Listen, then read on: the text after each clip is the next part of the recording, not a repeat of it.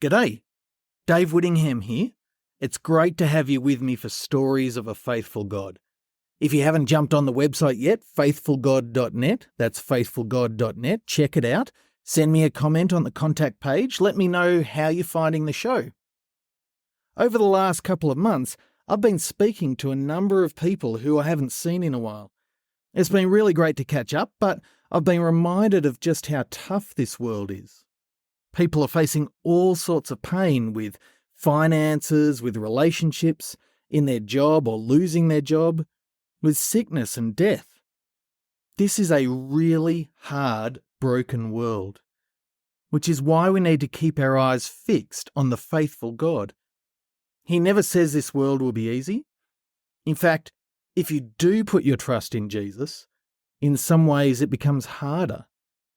But God does promise to help his people through this world, and then, when Jesus returns, to take us to a perfect new creation. And because he's faithful, we know that he'll do it. Knowing and trusting the trustworthy God is the greatest help and comfort possible in this life and the life to come. In our first series, we looked at the amazing things God did through the prophet Elijah. God's really obviously the hero in that story. God's always the hero, but Elijah's also a hero. He serves God faithfully, obeys his word. Sure, he has a bit of a wobble or crisis of faith, but he recovers. In the next two episodes, we're going to look at what God does through the prophet Jonah. And Jonah could not be more unlike Elijah. There's no way he's a hero. In fact, at times, his disobedience towards God is almost comical. It's like God invites us to laugh at him. Don't laugh too hard, though, because the more we stare at Jonah, the more we can see of ourselves staring right back. The book of Jonah is a funny book. It's an amazing book. We're going to see the astounding faithfulness of God. We'll get to see his power and compassion. That's what I've called this series, Power and Compassion. It's a beautiful picture of God. But Jonah's also a dangerous book. You can't walk away from it without having your own motives, your own prejudices challenged. So let's take the plunge in episode 3 of Stories of a Faithful God.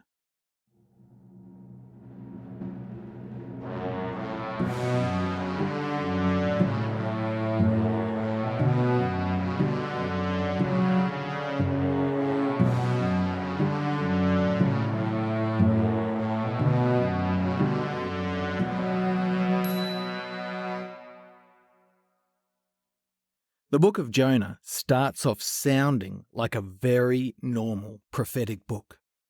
In fact, it sounds like a normal prophetic book for the entire first sentence. And then everything seems to go wrong. To give some context, we're somewhere between 800 and 750 BC. Remember, the numbers go backwards in BC. It always throws me. At the end of our time with Elijah in the last episode, God had pronounced judgment on Israel for their constant rejection of him. And over the last 80 years, Israel's been getting smaller and smaller and weaker. But now, under the reign of a new king, Jeroboam II, God's had compassion on them.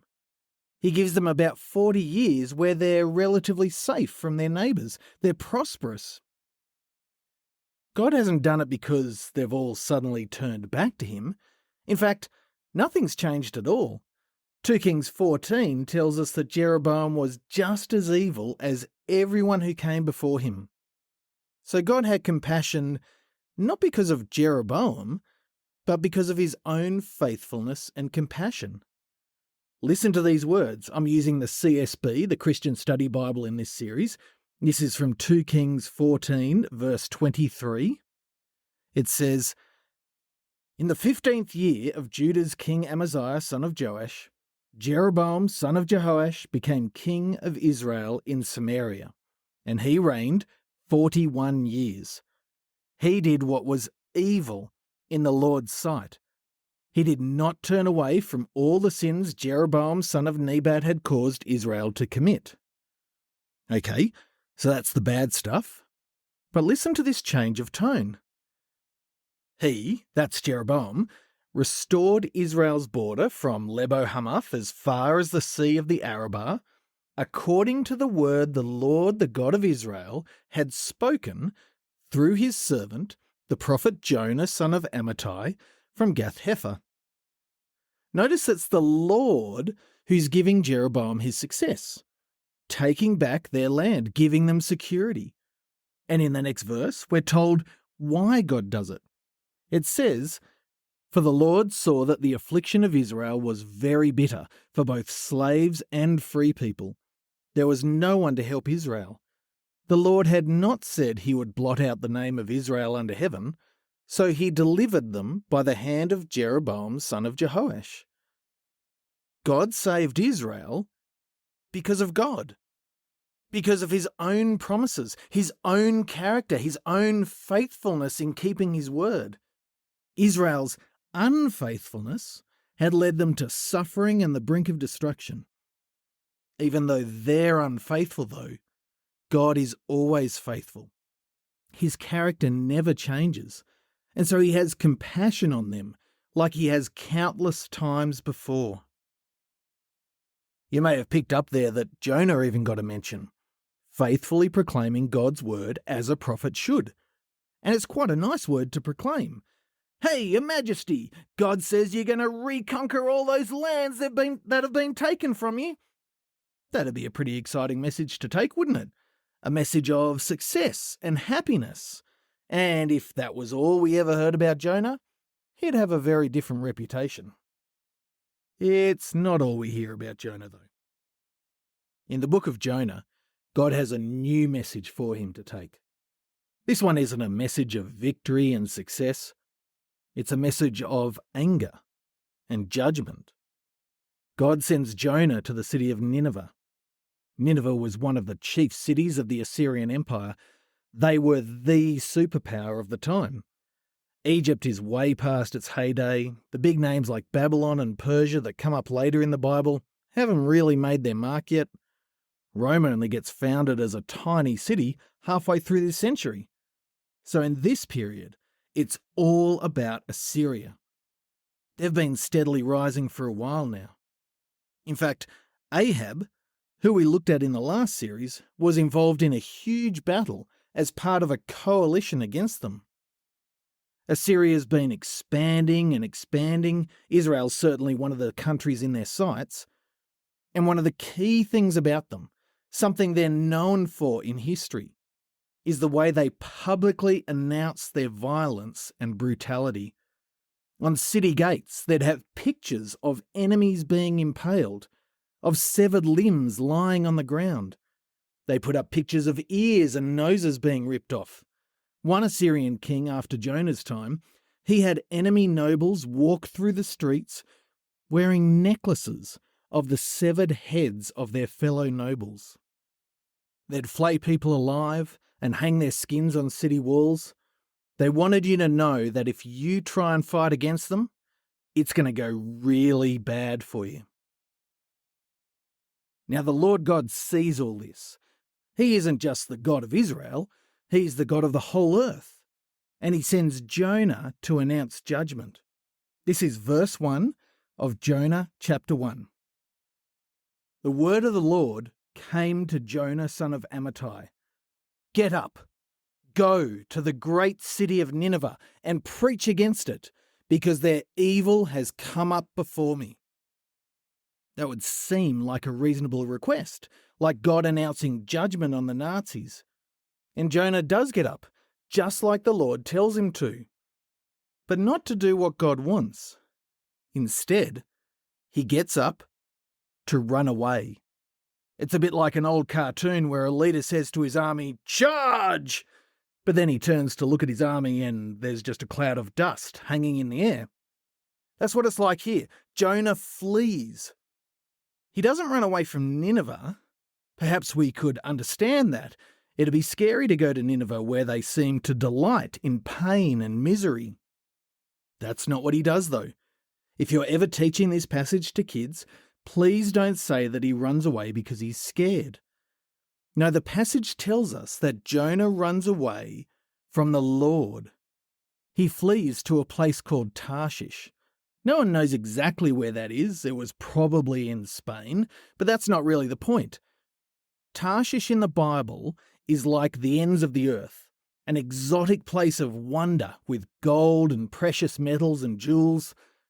Most importantly, it's a place so far away they've never even heard of God.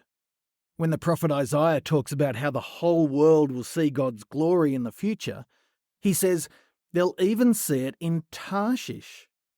So, if you want to flee from God's presence, Tarshish would seem like the place to go. To get away, Jonah starts out on a descent, a downward spiral that isn't going to end well. So, in verse 3 of Jonah chapter 1, we're told, he went down to Joppa and found a ship going to Tarshish. He paid the fare and went down into it to go with them to Tarshish from the Lord's presence. Of course, running away from God is a pretty ridiculous idea. Just think about the power of God we discussed in the first couple of episodes, where he stopped the rain, sent fire from the sky, commanded the ravens, raised the dead, started the rain. What's Jonah thinking? You see how silly it is by God's response. He throws something at Jonah, and it isn't a ball or a rock or a fluffy toy. No, God throws a storm. I've never been able to do that, even when I've wanted to. Verse 4 says, "But the Lord threw a great wind onto the sea, and such a great storm arose on the sea that the ship threatened to break apart." You really shouldn't mess around with this God. The sailors are naturally terrified. They don't know the one true God. They worship a whole variety of gods that aren't actually real. They know they need divine help, though, and so they all cry out to their own God. Maybe one of them will be able to do something. They also work desperately to throw the cargo overboard to lighten the ship. They're doing what any sensible person would do in that situation, and that is everything. They're doing everything they possibly can to save their ship and their lives. What else could anyone possibly be doing in this terrifying, deadly emergency? Well, what about having a bit of a sleep? Jonah, the only one on the ship who knows the one true God, the only one who's at the centre of all this, the one who's put all their lives at risk, is having 40 winks down below. As the passage describes it, we see he's still heading downwards. He's still on this downward spiral.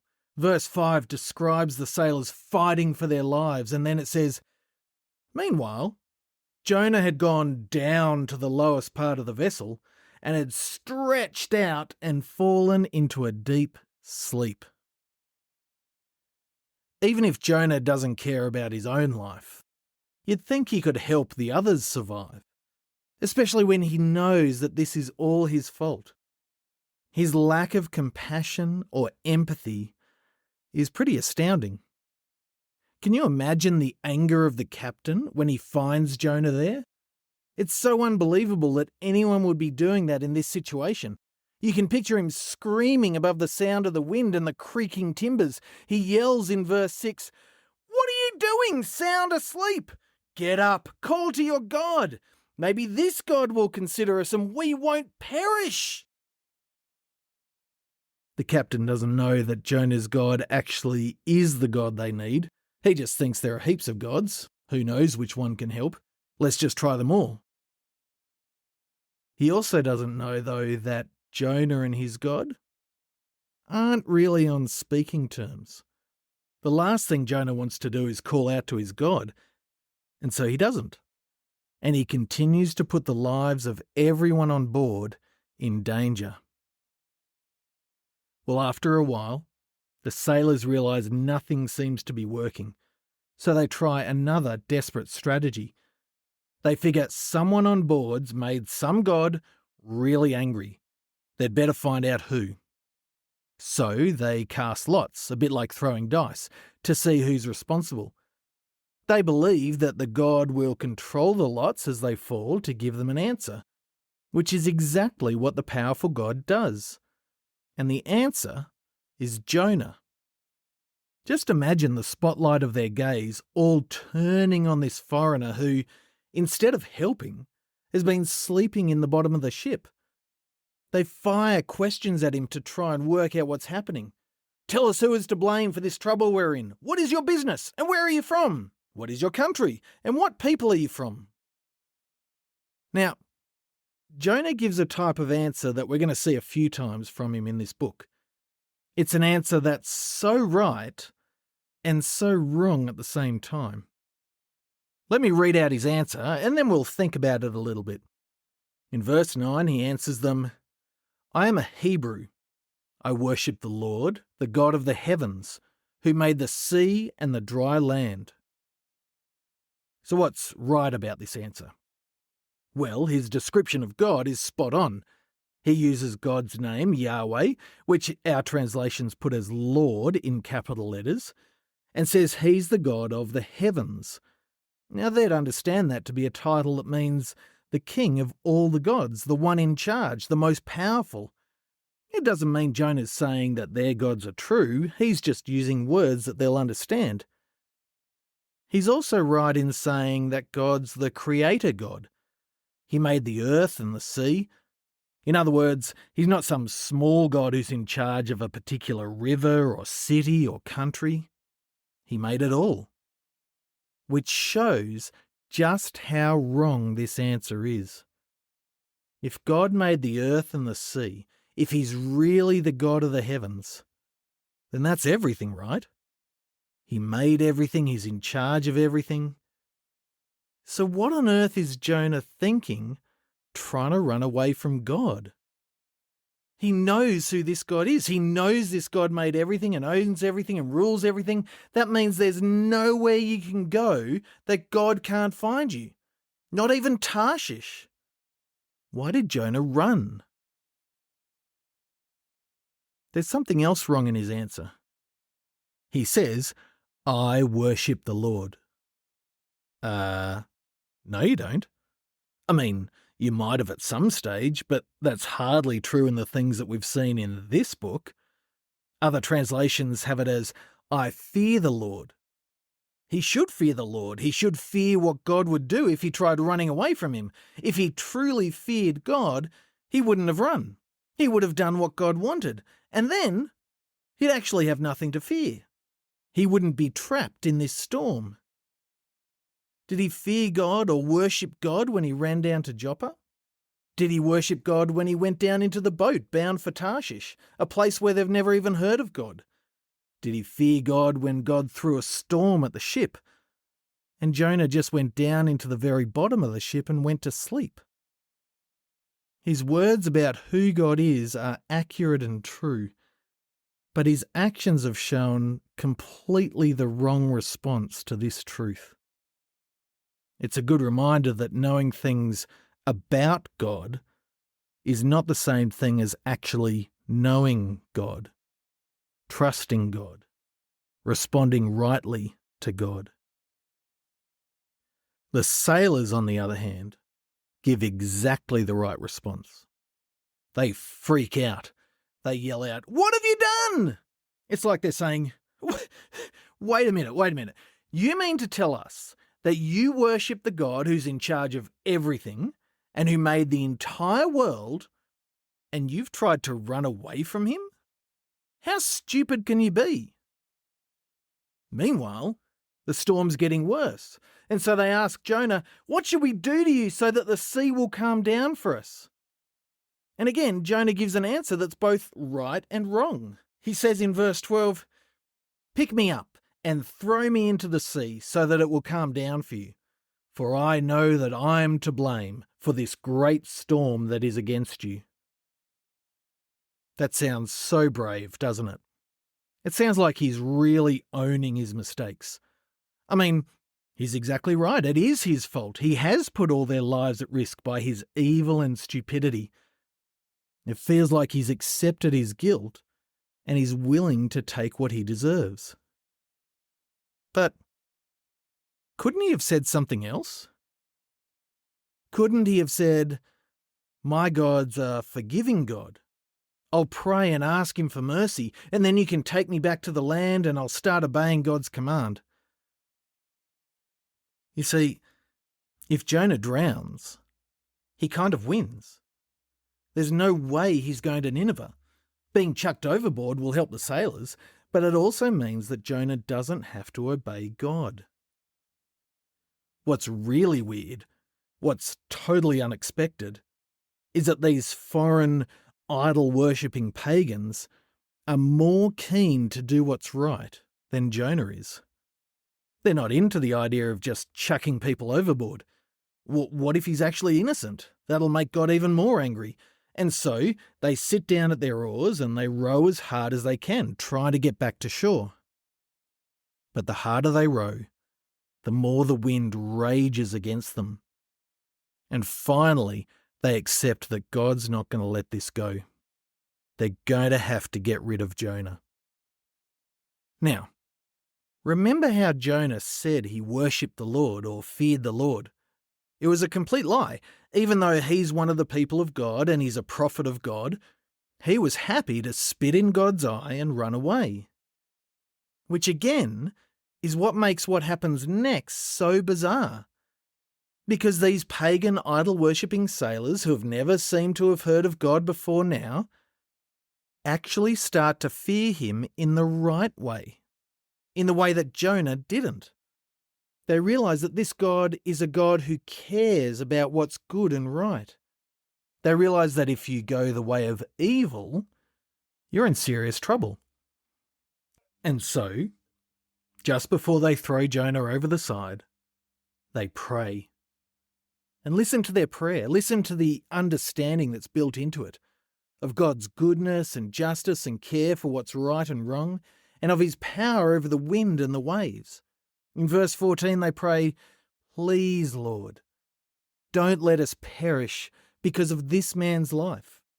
And don't charge us with innocent blood, for you, Lord, have done just as you pleased." And then they pick Jonah up and they hurl him into the sea. And immediately the sea stops raging. Can you imagine that? I mean, I haven't been in a raging storm like that, but I've been on some rough water, and it doesn't just stop. There's so much power and force behind each and every wave.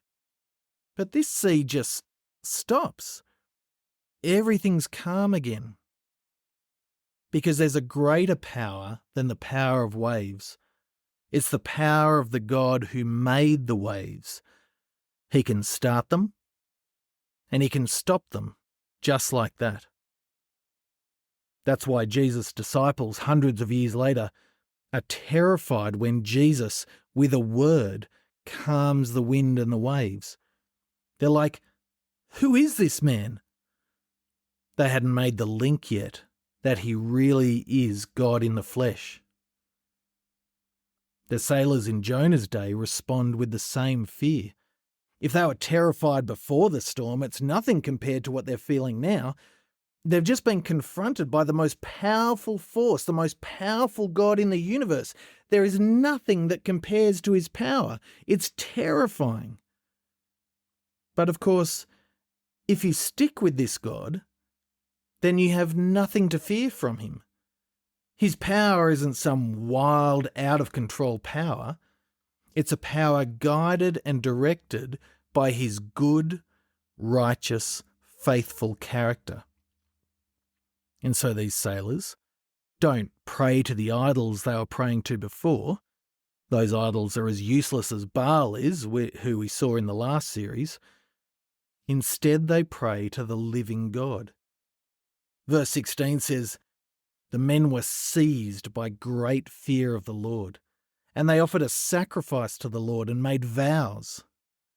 These sailors have been brought from foolish worship of rocks and stones and bits of wood to worshipping the real God who made them.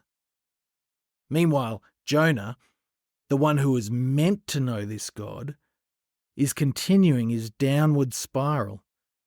He ran down to Joppa, then went down into the boat, then went down to the bottom of the boat to sleep. He thought he was in charge of all those decisions. But now he's completely out of control as he heads down into the depths of the sea.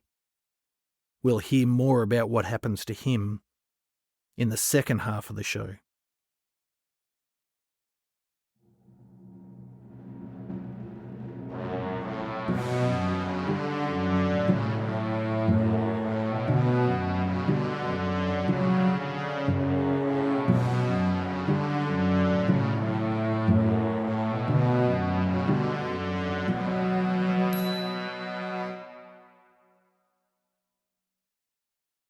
Welcome back. In the first half, we've seen in Jonah a perfect model of sin, of rebellion against God. God told Jonah to go to Nineveh, and Jonah said no. He refused and ran away from God. That's what all sin is, right? When I covet, when I'm selfish, when I speak harshly, I'm saying, God, your way is not best. I'm going to go my own way. We try and get away from God. We try to be in control of our own life and our own destiny. We've also seen in the first half how foolish that is. Could Jonah really stop God being in control of the universe? When Jonah flees, God hurls a wind at him. When the sailors try desperately to get back to land, the wind just gets stronger. No one can stand against God. Now God does it again. Jonah seems to have got what he wanted. He's been thrown into the sea. He seems to be out of ever having to go to Nineveh. But again, God shows his power over nature. Verse 1 reads, "The Lord appointed a great fish to swallow Jonah, and Jonah was in the belly of the fish 3 days and 3 nights." We've seen this power before in the last series, where God commanded ravens to feed Elijah. When God speaks, the fish obeys. Imagine the terror for Jonah as he's struggling, drowning in the water even, and then there's this new terror. Huge lips come up from underneath, close in around him and shut him off from everything else. I can stand in a cupboard without getting claustrophobic, but the thought of what Jonah's going through, that'd give me nightmares. Here's a question though. Is this fish there to punish Jonah or to save him? Is this good for Jonah or bad? I've asked this in groups before, and about half of the people tend towards it being a punishment. Maybe they're the more claustrophobic ones.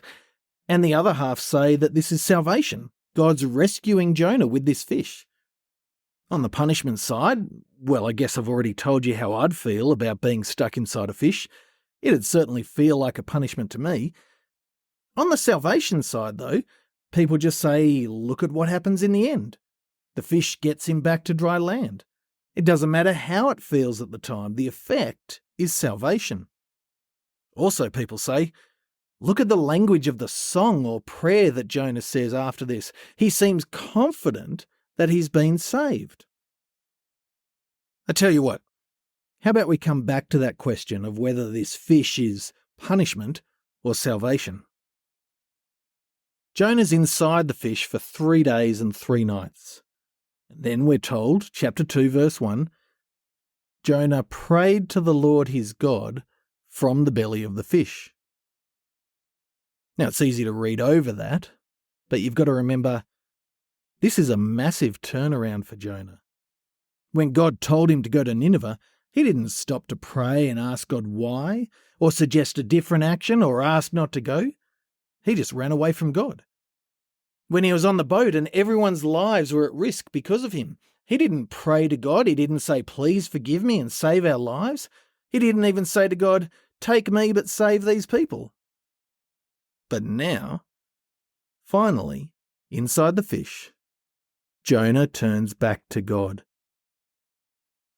We've got to see this as a hero moment for God. If God had blasted Jonah with lightning as he ran down to Joppa, or sunk the boat with a single wave, or just let him drown in 30 seconds, Jonah would not have had time to come back and pray. God's compassionately, generously giving room for Jonah to come back to him. And now Jonah has. And then the Bible tells us this prayer or song that Jonah sings. I'm going to go out on a limb here and say, I don't think this is the prayer that he prays inside the fish. I think it's a song that he sings after he's been vomited out of the fish. He sort of reflects back on his time inside. I've got a few reasons for that, but I don't want to interrupt our story to say them all. If you want to know my reasons, get on the website faithfulgod.net and send in a question or comment and I'll respond on the show. Otherwise, I'll just assume everyone agrees with me. Well, Jonah's song starts with a wonderful announcement of God's power and compassion. In verse 2, he sings, I called to the Lord in my distress, and he answered me. I cried out for help from deep inside Sheol. That's the place where dead people go. I cried out for help from deep inside Sheol. You heard my voice. Can you see the power and compassion? Jonah's sunk down into the depths, and even there, God can hear his cry and answer him. There's nowhere that God's power doesn't reach. Even more amazing than that, though, is the compassion. Jonah says, I called to the Lord in my distress, and he answered me. What right does Jonah have to speak to God? He's run away from God. He's disobeyed God. In a sense, he's shamed God. People could say, how pathetic is that God if he tries to send a prophet and the prophet just runs away? Jonah should be in Sheol. He's going where he deserves. And yet God kindly, compassionately answers him. After that introduction, Jonah describes the terrifying predicament he was in. As I read it, notice that Jonah's fully aware that all of this is God's doing. God has all the power. God's in charge. In verse 3, Jonah sings, when you threw me into the depths, into the heart of the seas, the current overcame me. All your breakers and your billows swept over me. And I said, I have been banished from your sight. Wait a minute. Isn't that exactly what Jonah wanted? He wanted to get away from God. He fled from God. What's the problem? The problem is that now he's being confronted by what that actually means. You see, God's the God of life and goodness and kindness. He protects his people and provides for his people and cares for his people. That's what God did back in the Garden of Eden. He gave Adam and Eve every joy and blessing, and he protected them by saying, don't eat from that tree over there or you'll die. And they're like, nah, we don't need you, God. And so God gave them what they asked for. And it was only then they realized how terrifying it is to be cut off from God's protection and kindness and goodness and life. It's the same with Jonah. God's given him what he wants. And now he realizes that what he wanted was stupid. And how many people are living today thinking that they're better off without God, and yet in reality, they're missing out on the true joy of life. And it's only going to get worse if they keep trying to run. In the middle of Jonah's description, he sings about a ray of hope, a blast of salvation before he goes back to describing his own personal hell. He says, "Yet I will look once more toward your holy temple." He'd fled from God's temple, God's home on earth. He was getting what he deserved. But because of God's compassion, he's going to be able to go back to what he fled from, back to who he fled from, back to the protection and kindness and goodness and life of God. Then he describes his sinking again. And remember, in the first half, we talked about how Jonah was going through this downward spiral. He'd set the path himself by fleeing down to Joppa, but he has no control over where it'll end. And now he realizes God sent him down that path to its logical conclusion. He sings in verse 5, "The water engulfed me up to the neck. The watery depths overcame me. Seaweed was wrapped around my head. I sank to the foundations of the mountains. The earth's gates shut me in forever." It's so final, isn't it? Death is final. The gates are closed, never to be reopened. Unless you're dealing with the God powerful enough to save people from death. Unless you're dealing with the God compassionate enough to save even his enemies from death. And that's what God does for Jonah. That useless, undeserving, arrogant prophet. Jonah says to God in verse 6, "Then you raised my life from the pit, Lord my God. As my life was fading away, I remembered the Lord, and my prayer came to you, to your holy temple." And then he finishes his song with this verse about the goodness of God and about how he's turned back to God. He sings in verse 8, "Those who cherish worthless idols abandon their faithful love. But as for me, I will sacrifice to you with a voice of thanksgiving. I will fulfill what I have vowed. Salvation belongs to the Lord." That's everything we've been saying, isn't it? God is the saving God, the powerful God who uses his power to save. He's a faithful Saviour.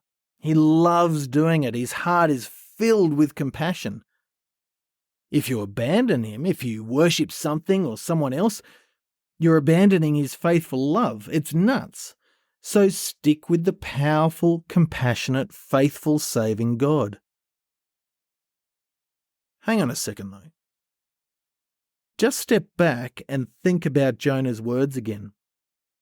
When you look closely, there's something just a little bit off about them. I mean, they're true. He's passed his theology exam. But just like we saw back on the boat, Jonah's perfectly able to say true things without fully being on board with them. When he says, "Those who cherish worthless idols abandon their faithful love," that's true. But we've actually met some cherishers of worthless idols already in this book. The sailors. Remember, they were running around like headless chooks, desperately praying to their gods who couldn't help them. And did God laugh and say, "Ha, you fools, I can't wait for you guys to drown"? No. He kindly, powerfully revealed himself to them, so that for the first time they'd know the true God at the heart of the universe. So while it's true that they'd be massively missing out on faithful love if they clung to their idols, that's not what they did. They honoured the Lord. In other words, don't give up on them. Just because they're worshipping idols now doesn't mean they can't be saved. Have compassion on them and tell them the good news about the true, faithful God. Don't just write them off as evil people who aren't worth the time and effort.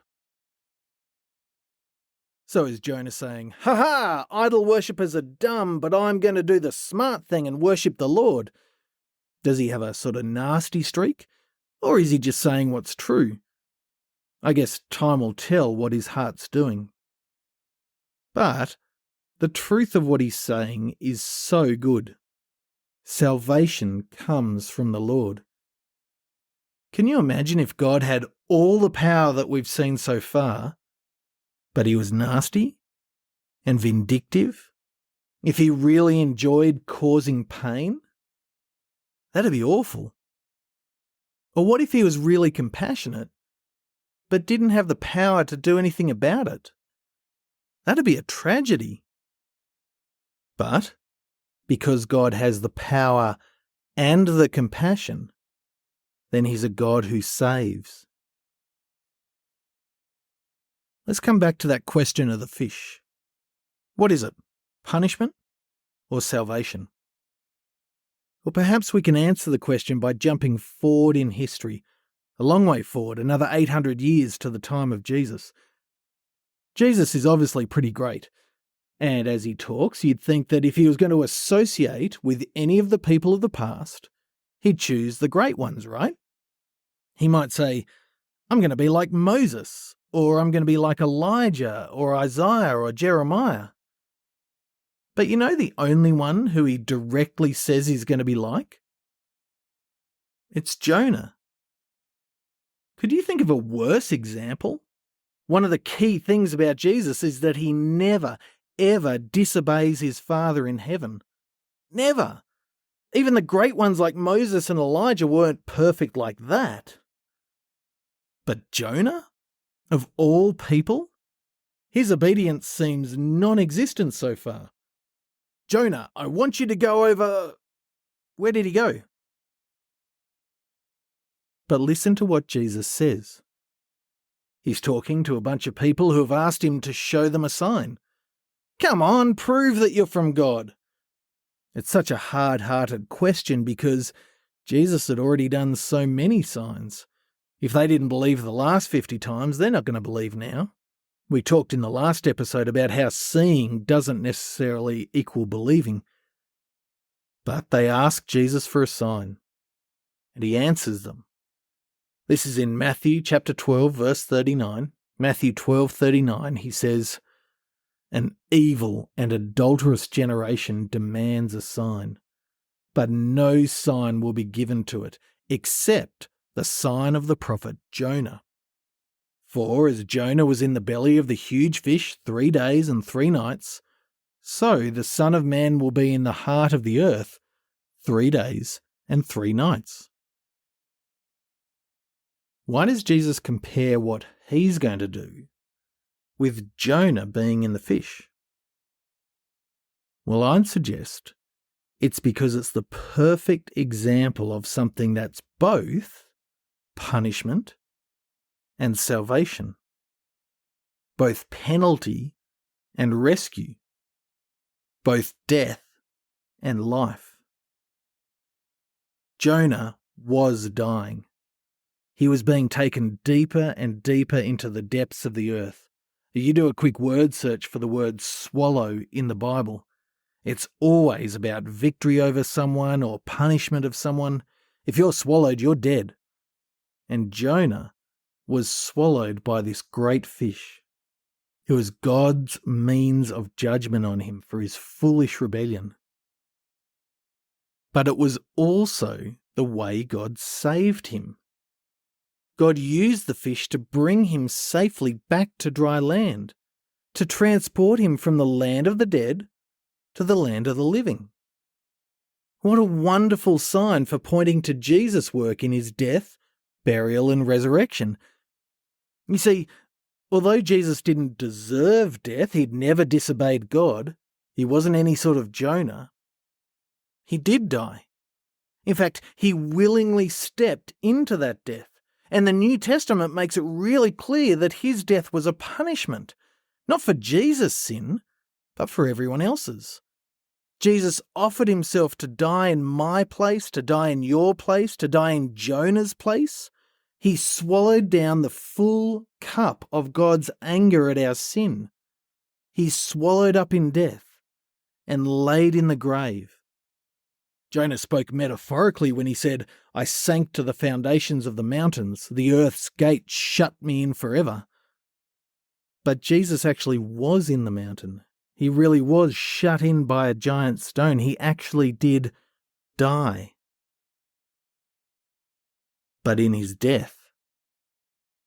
Even as Jesus is swallowed up by death, he actually turns the tables and swallows up death itself. You see, death had taken someone who wasn't guilty. It had taken someone who destroyed all the guilt of others. Death served no purpose anymore.